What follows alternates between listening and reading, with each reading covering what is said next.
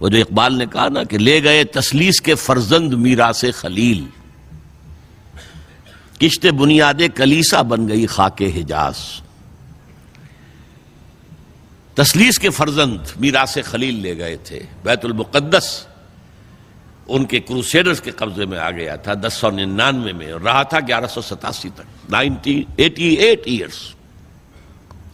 لے گئے تسلیس کے فرزند میراث خلیل، تو میراث موسوی جو تھی وہ منتقل ہو گئی محمد رسول اللہ صلی اللہ علیہ وسلم رات کی امت کو۔ ان کا قبلہ کینسل، یہ قبلہ آ گیا، تو سب سے زیادہ دکھ تو انہیں تھا۔ اب جو وہاں سے کاؤنٹر ریولوشنری موومنٹ آئی ہے وہ عبداللہ ابن سبا یہودی۔ بعض لوگ آج یہ بھی کہہ دیتے ہیں کہ یہ تو ایک ایسی ہی افسانوی شخصیت ہے، کوئی اس کا وجود ہی نہیں تھا، بڑی زیادتی کرتے ہیں، خاص طور پر ہمارے بعض اہل تشیع یہ کہتے ہیں، حالانکہ ان کی کتابوں کے اندر درج ہے کہ حضرت علی نے عبداللہ ابن سبا اس کے 40 ساتھیوں کو آگ میں زندہ جلوایا۔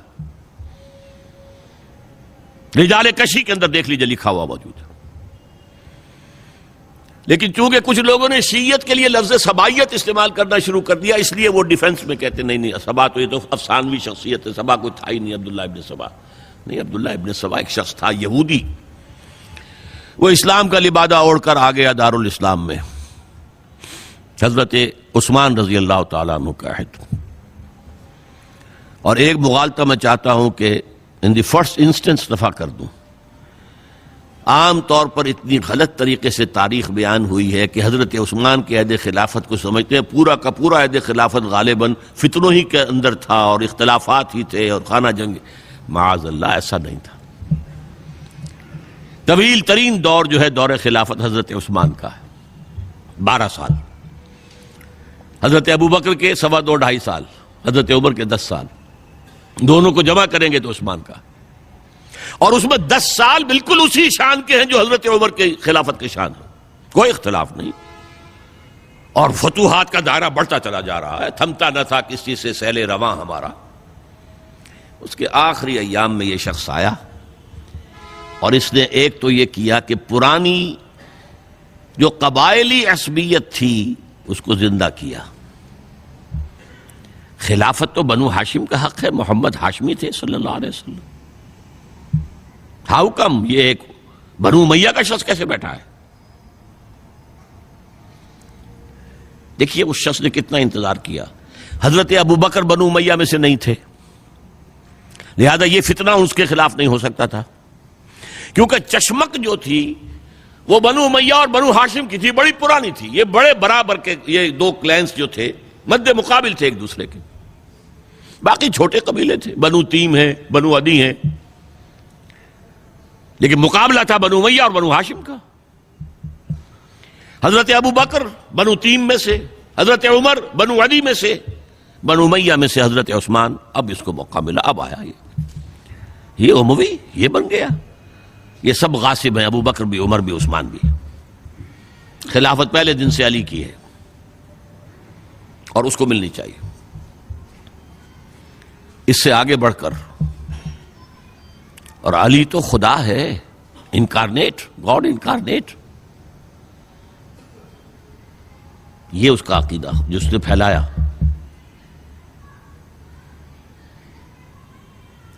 یوں سمجھئے ایک شخص نے حضرت عیسیٰ کے دین کو زیرو کر دیا تھا۔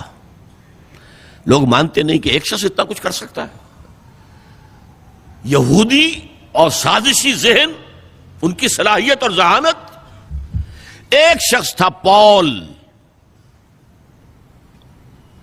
حضرت عیسیٰ کو خدا کا بیٹا بنانے والا، وہ توحید ختم، تسلیس آ گئی۔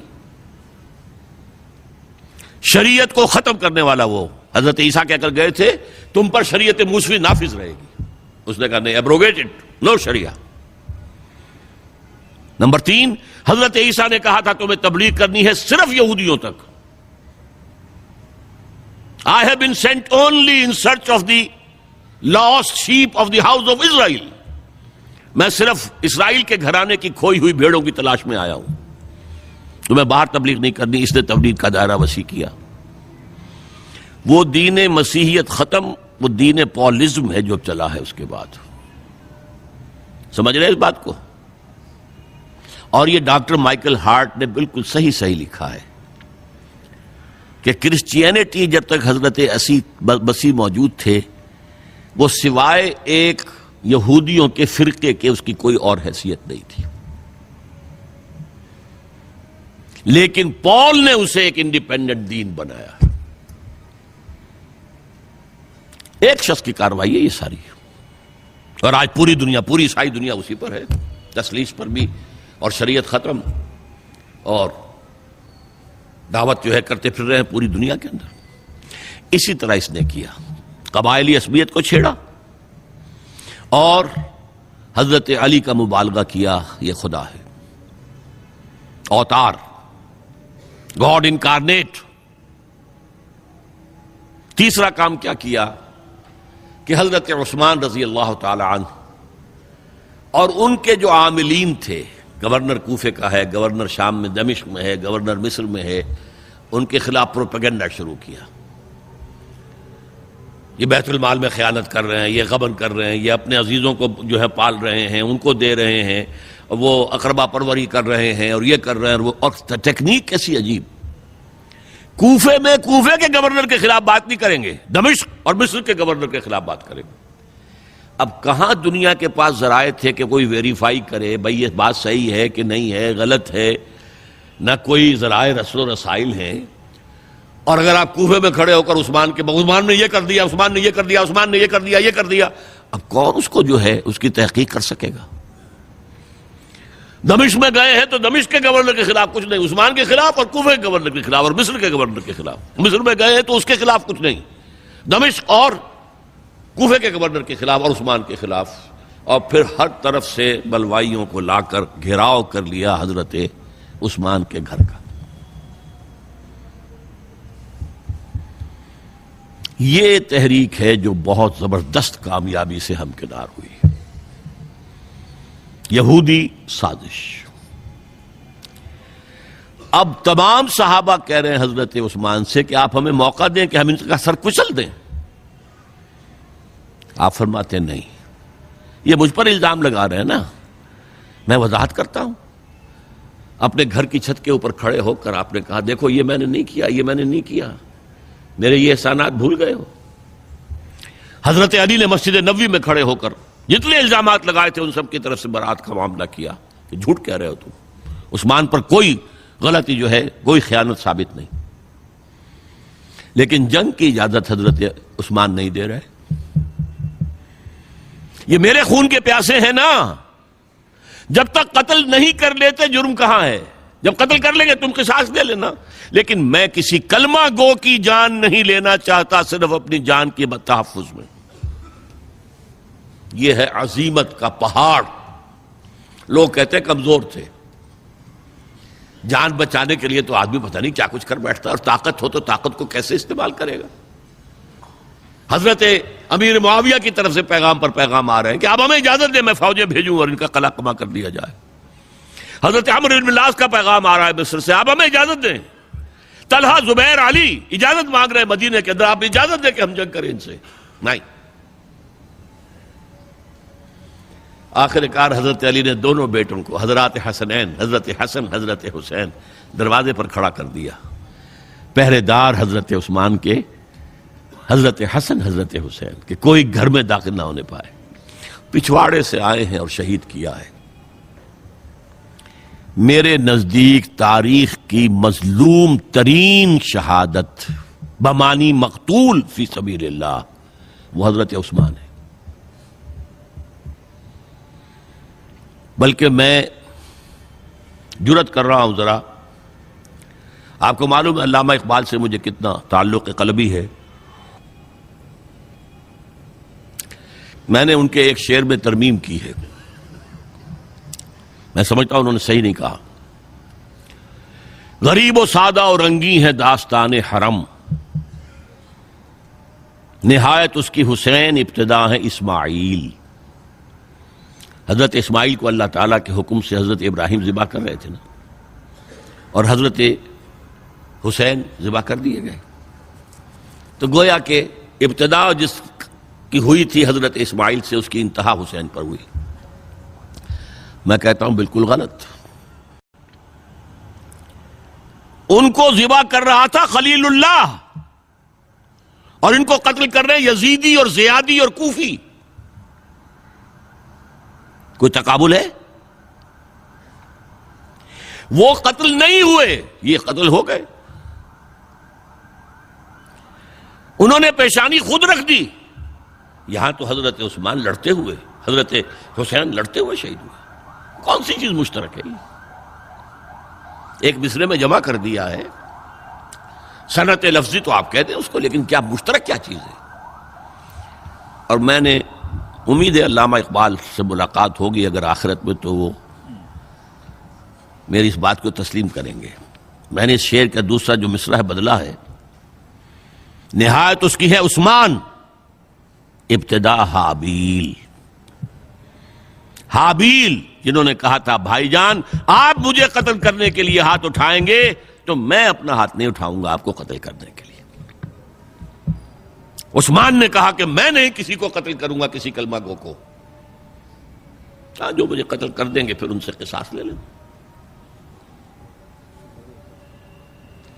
عثمان کے پاس لاکھوں کی فوجیں، اسٹینڈنگ آرمیز، پھر بھی انہوں نے اپنی جان دے دی۔ حضرت حسین بہرحال جتنے بھی افراد تھے بہادری سے، شجاعت سے لڑتے ہوئے شہید ہوئے، اس میں کوئی شک نہیں، لیکن لڑتے ہوئے شہید ہوئے نا۔ حابیل کی طرح یہ تو نہیں کہا کہ تم مجھے کرتے ہو تو کر دو، میں تو تمہیں قتل نہیں کروں گا، نہیں۔ بہرحال یہ جو تھا فتنہ، اس کو کہا ہے اور اس کو کتاب میں لکھا گیا، باقاعدہ ایک تصنیف ہے، الفتنۃ الکبریٰ، عظیم ترین فتنہ، حضرت عثمان کی شہادت۔ اس وقت عبداللہ ابن سلام رضی اللہ تعالی عنہ، ایک یہودی عالم دین تھے جو اسلام لے آئے تھے، انہوں نے کہا تھا لوگو ڈرو، عثمان کے خون کا نہ بہانا۔ میں جانتا ہوں تاریخ بنی اسرائیل کی، اگر کبھی کوئی نبی جو ہے اگر شہید کیا گیا تو 70,000 آدمی اس کے بعد مارے گئے اللہ تعالی کی طرف سے، اور نبی کا اگر کوئی خلیفہ قتل کیا گیا تو 35,000 آدمی مارا گیا ہے۔ تو اگر تم نے عثمان کو قتل کر دیا تو یہ خون کے دریا جو ہیں پھر آ جائیں گے امت کے اندر، باز آ جاؤ، خدا کے لیے باز آ جاؤ۔ لیکن نہیں، بہرحال حضرت علی رضی اللہ تعالی عنہ نے بلایا عبداللہ ابن سبا کو اپنے ہاں۔ تم کہتے ہو کہ میں خدا ہوں؟ ہاں آپ خدا ہیں۔ توبہ کرتے ہو کہ نہیں؟ نہیں۔ میں تمہیں زندہ جلا دوں گا، جلا دو۔ تم خدا ہو، ہماری آزمائش کر رہے ہو۔ حضرت علی نے عبداللہ ابن سبا کو 40 ساتھیوں سمیت زندہ جلوایا، اور یہ سارا کچھ معاملہ جو ہے یہ میں نے آپ کو بتایا اہل تشیع کی کتابوں میں موجود ہے۔ بہرحال یہ فتنۃ الکبریٰ ہے، جس کا نتیجہ کیا نکلا ہے آپ اچھی طرح سمجھیے۔ وہ شہادت علی الناس کا جو سیلاب جا رہا تھا، جس کی شان کیا تھی، علامہ اقبال کے الفاظ میں، تھمتا نہ تھا کسی سے سیل رواں ہمارا۔ یہ جو سیل تھا کوئی روکنے والا تھا؟ 2 سپر پاورز تھیں اس وقت، ایران، روم۔ ایران کے چیتڑے ٹوٹ گئے، روم کی 2 ٹانگیں ٹوٹ گئیں، اب کون روکنے والا تھا؟ یہ انٹرنل سیبوٹاج۔ اس کے بعد جو باہمی خانہ جنگی شروع ہوئی ہے، 1 لاکھ مسلمان ایک دوسرے کی تلواروں اور نیزوں سے ختم ہو گئے۔